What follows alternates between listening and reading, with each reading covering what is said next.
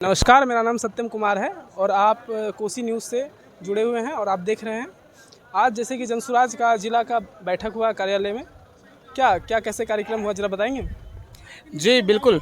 जो आज हमारे जिला कार्यालय में जो आज की मीटिंग हुई, इस मीटिंग का मेन उद्देश्य जो था, जो पंचायती स्तर में जो ज़मीन पे जाके हमारे संगठन किस तरह से मजबूत हो, और मजबूती का मेन रीज़न ये है कि हमारे राष्ट्र अध्यक्ष पप्पू सिंह उर्फ उदय सिंह जी, जो सीमांचल के 2 बार के सांसद रह चुके हैं हमारे इस क्षेत्र से, तो उनके आने से सीमांचल बहुत ज़्यादा मजबूत हुई है। और वो जब आए हैं तो कटिहार से 7 सीट है, तो सातों सीट अब निश्चित रूप से जाएगी। उनके निर्देशानुसार ही हम लोग वो काम कर रहे हैं, जिन्होंने वो निर्देश दिए हैं कि आप वार्ड बाय वार्ड जाओ, पंचायत बाय पंचायत जाओ और वहाँ जाके ज़मीनी स्तर पे आप अपने एक सच्चे जनसुराजी बनाओ, ताकि वो कभी भी किसी भी टाइम वो जनसुराज के लिए आगे बढ़े।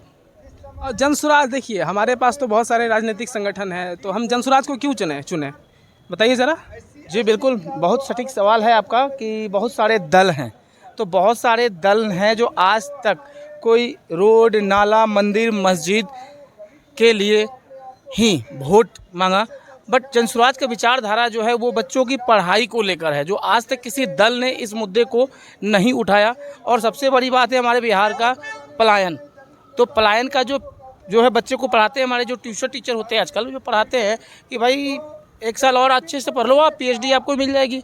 P for Punjab, H for Haryana, D for Delhi, आपको तो वहाँ जाके अपनी रोजी रोटी वहीं करनी है। तो मेन उस पलायन को रोकने के लिए जो उन्होंने विचारधारा बनाया है, इसके लिए पूरा जनता इस बार बदलाव चाहेगी। सीमांचल का भी बहुत सारा मुद्दा है, क्या उस पर कोई एक्शन होगा? जैसे कि हमारे यहाँ बाढ़ का समस्या है, इस पर क्या कुछ आप बोल सकते हैं? क्या जनसुराज इस पर काम करेगी या फिर ये भी पुरानी पार्टी की तरह सिर्फ अपना रोटियां सेकेगी और चली जाएगी?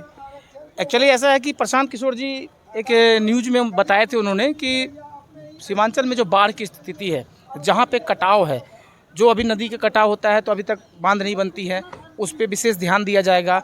और नदी पे विशेष ध्यान दिया जाएगा जहाँ पे सुखाड़ है, जहाँ कभी बाढ़ नहीं जाती, तो उस जगह पे पानी को लेके जाया जाए, ताकि लोग जहाँ ज़्यादा प्रभावित हो रहे हैं वहाँ कम प्रभावित हो। बाढ़ तो आपदा चीज़ है, उसे तो कोई रोक नहीं सकता, फिर भी उसका पूरा उन्होंने उसका मतलब वो रोक नहीं सकता, लेकिन उसका कुछ तो आप इंतजाम करेंगे ना? बिल्कुल, प्रशांत किशोर जी बताया कि वो रोक नहीं सकते, लेकिन उसका पूरा इंतजाम पूरे उनके जैसे सरकार आएगी तो उनका पहला मुद्दा ये भी है कि हम बाढ़ पे विशेष ध्यान देंगे।